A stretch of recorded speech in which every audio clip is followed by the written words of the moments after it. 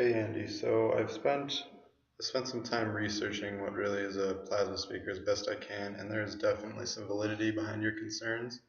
I tried to look up how it works, and they explain it in the instructable that I showed you in the other one. And even reading it, I don't feel like I understand enough about circuits or sounds as a wave like traveling. I'm not even sure what field of science it would be to study, like maybe acoustics to really understand how it is. And then beyond that, they go on to explain the schematic of it and they lay this out. And while some of this makes sense to me, it is still mainly gibberish. So when you were showing the things or the two paths you can go down, you could say buy it, build it early, and then like build it and then study it. I think that it would be possible for me to build it without really knowing what I'm like doing or why it's working and then to study it. But there's also some concerns as I'm reading these instructables. It seems like not everyone's successful building it. Like it's dependent on the quality of pieces that you get. Specifically, they talk about this TL494, I think, is what they're talking about in the comments. But it seems like there's a couple places you can go wrong, and then as they go at the end, oh, maybe that's not the right one. Close to the end, they explain some of the places they could have gone wrong. The final test, here it is. And it explains the main things is that like the soldering and then the connections, but the damaged component seems to be a big issue as far as what I've been reading. So this is worrisome to me because you're right, I don't know very much about it, and I think it's a really cool project. I think that building it and trying to understand it would be a significant project.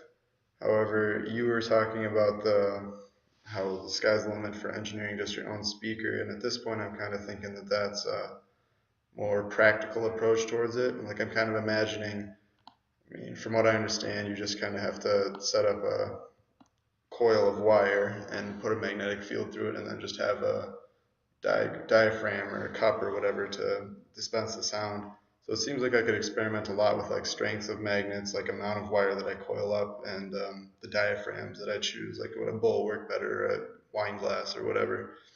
And that seems like it could be a pretty good engineering project as well as a science project because it seems like you can put together these speakers pretty quickly. So I could put together several and then try to improve my design as I like go along.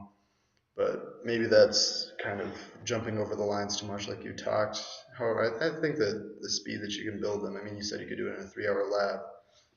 You could probably, I think there's an argument to be made that you can do both science and engineering here. So going down the list of what this has or what you have for due on the 23rd, um, equipment ordering, it seems like I could spend a significant amount of money on magnets. I'm thinking that magnets are pretty key to how effective the speaker is. I could be wrong. And then just the other things, objects, I'm sure could be found around the lab or around the school even, or at Target or Home Depot or whatever I want to try. And in what order? Yeah, like I said, I think the order would be uh, create a design that I want to try, build it, test how well the sound comes out of it, see if I can generate an idea on how I can improve it, or I mean, maybe not even improve it, just change something in my next design to see how it impacts it, like maybe do a weaker magnet on the original design. And then, yeah, I guess you wouldn't even need a new design to test if it's the magnet strength or the coil strength or how that impacts it. And then just kind of keep progressing to try to build as good of a speaker as I can. Um, and I think that covers theory of development. Measurements would just be like the quality of sound and like the volume of sound, it would seem. And analysis would be done kind of along the way as I figure out how it works.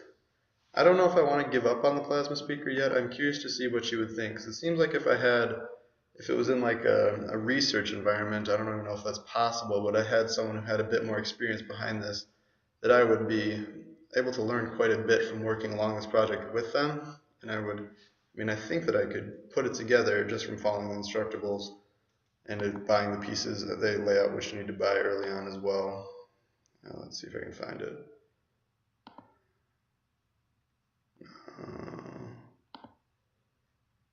What you'll need. I mean, just from buying these things, I think that there was also some, it was this MOSFET. This isn't it. It's not the TL4. It's this thing that people are having problems with.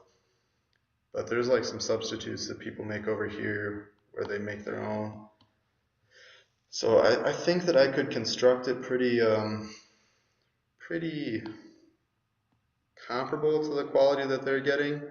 But I guess if something went wrong, I would be concerned with going back and trying to figure out where it was, just because my lack of experience in putting something like this together. So I guess I'm curious on your thoughts on that area, as well as like if you think the speaker, or making just my own speaker, would be a better project in this sense. I really like this idea of creating sight or sound with light, and from the explanation that they had, it seems like it creates just a pressure. The pressure causes the. Yeah, let's see if I can find it.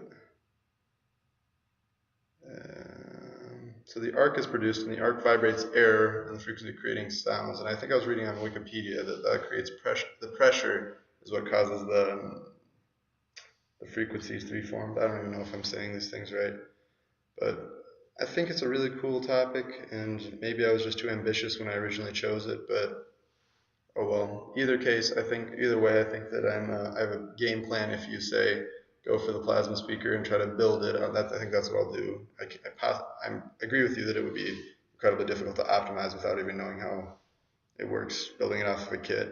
So if I go that method, I would buy the pieces early, try to construct it, and then from there maybe consult people or talk to people who can explain to me how things go, how to work. But I'm also worried at that point it becomes a binary experiment where if it works or it doesn't work, or because I mean it's going to be tough to argue like this was a project that was for learning rather than like engineering.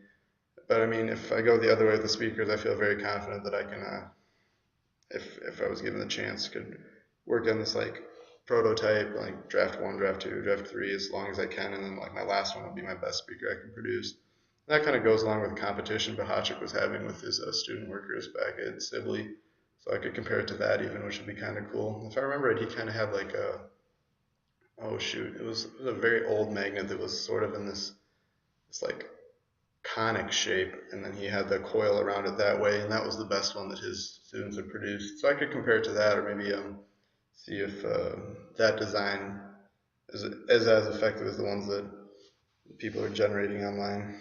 But those are my thoughts on the issue. I think that I answered everything for this screencast. You said it was more of a discussion, but this over here reads as it sort of a basic plan of attack. I think I covered both of those things. So I'll see you in class.